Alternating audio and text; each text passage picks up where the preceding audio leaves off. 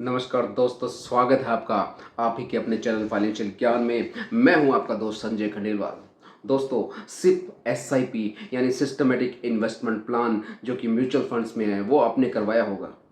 लेकिन कुछ ऐसी गलतियां हैं दोस्तों जो हम करते हैं और अपना लाखों करोड़ों का नुकसान करवा सकते हैं, क्योंकि सिर्फ एक लॉन्ग टर्म टूल है जिसकी वजह से हम आने वाले टाइम में 5 10 15 20 25 30 साल में जितना लॉन्गर व्यू रखेंगे उसमें एक बेहतरीन रिटर्न बना सकते हैं, बेहतरीन पैसा बना सकते हैं। लेकिन कुछ ऐसी गलतियां हम कर बैठते हैं जिसकी वजह से जो है हम अपने गोल्स को नहीं प्राप्त कर पाते, उन गोल्स को नहीं बना पाते हैं। अपनी वेल्थ क्रिएशन में एक अपने आप ही हम जो है दुश्मन बन जाते हैं अपनी वेल्थ क्रिएट ना कर पाने के। तो ऐसी गलतियों के बारे में इस वीडियो में मैं आपसे चर्चा करूंगा। दोस्तों, मैं संजय खंडेलवाल आपका स्वागत करता हूं आप ही के अपने चैनल फाइनेंशियल ज्ञान में। दोस्तों, आप इस चैनल से जुड़े हुए हैं, आपका बहुत बहुत आभार। तो आइए जानते हैं इन गलतियों के बारे में। सबसे पहली मिस्टेक दोस्तों, क्या करते हैं लोग, सिर्फ को समझते हैं कि ये करोड़पति बनने का जरिया है, रातों रात अमीर बनने का जरिया है। इस नज़रिए से लोग पैसा लगाना शुरू करते हैं, जबकि दोस्तों ऐसा नहीं है। सिप में आप लॉन्ग टर्म बने रहेंगे, लंबे समय के लिए इन्वेस्टमेंट करेंगे, तब ही आपको सिप पैसा बना के देगी।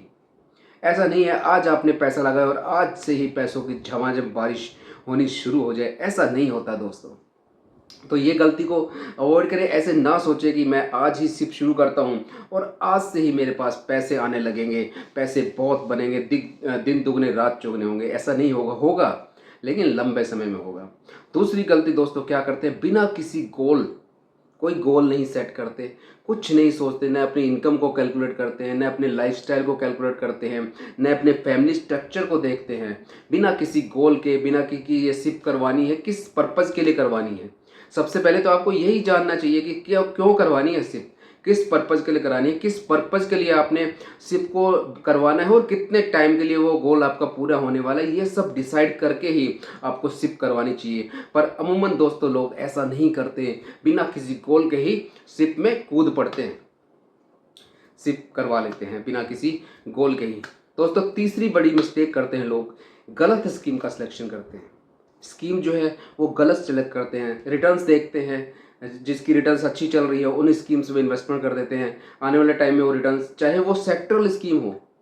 अब दोस्तों सोचिए, आईटी में किसी ने अगर साल 2 साल पहले इन्वेस्टमेंट करी है तो आज बहुत डाउनफॉल में है, 50% के करीब पोर्टफोलियो डाउन है सर आईटी का।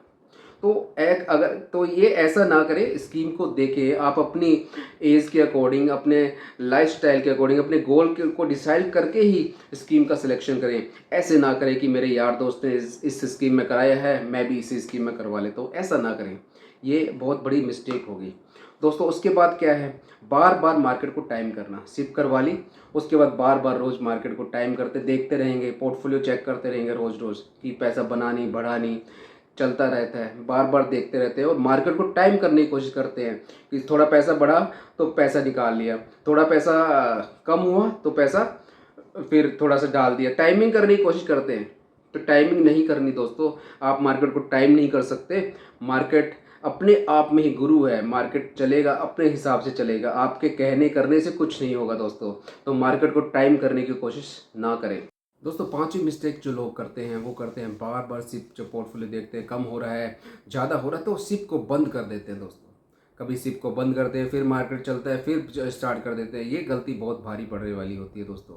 Over a longer period of time, बहुत लंबे समय के लिए सिप कर रहे हैं तो बहुत ही भारी पड़ने वाली दोस्तों, बहुत नुकसान करने वाली है ये कि बार बार सिप जो है बंद कर रहे हैं। सिक्स्थ मिस्टेक दोस्तों करते हैं लोग, अपनी सिप को इंक्रीज़ नहीं करते। साल दर साल आपको सिप बढ़ानी चाहिए। जैसे जैसे आपकी इनकम बढ़ती है आपको अपनी सिप की अमाउंट भी बढ़ानी चाहिए। इसके लिए आप प्री डिसाइडेड कर सकते हैं। जब आप सिप इनिशियली ले रहे हैं तभी आप डिसाइड कर सकते हैं कि कितना अपने सिप हर साल बढ़ा रहे हैं। स्टेप अप सिप उसे बोलते हैं। आप 5%, 10%, 15%, जैसे आपकी इनकम बढ़ती है उसके अकॉर्डिंग आप SIP को अपना बढ़ा सकते हैं। सातवीं और आखिरी मिस्टेक लोग दोस्तों क्या करते हैं, इन्वेस्टर्स जो करते हैं, सातवीं मिस्टेक, अपने पोर्टफोलियो को बिल्कुल ही नहीं देखते हैं। मान लीजिए किसी डिस्ट्रीब्यूटर से आपकी मुलाकात हुई या आपने खुद ही थोड़ा ऐसे सेक्टरल फंड में इन्वेस्टमेंट कर दिया जहाँ पे रिटर्न्स नहीं बन रही है, तो पोर्टफोलियो की समीक्षा करें। हर साल या 2 साल में अपने पोर्टफोलियो को देखें, स्कीम को अगर चेंज करने की ज़रूरत है तो उसे चेंज करें।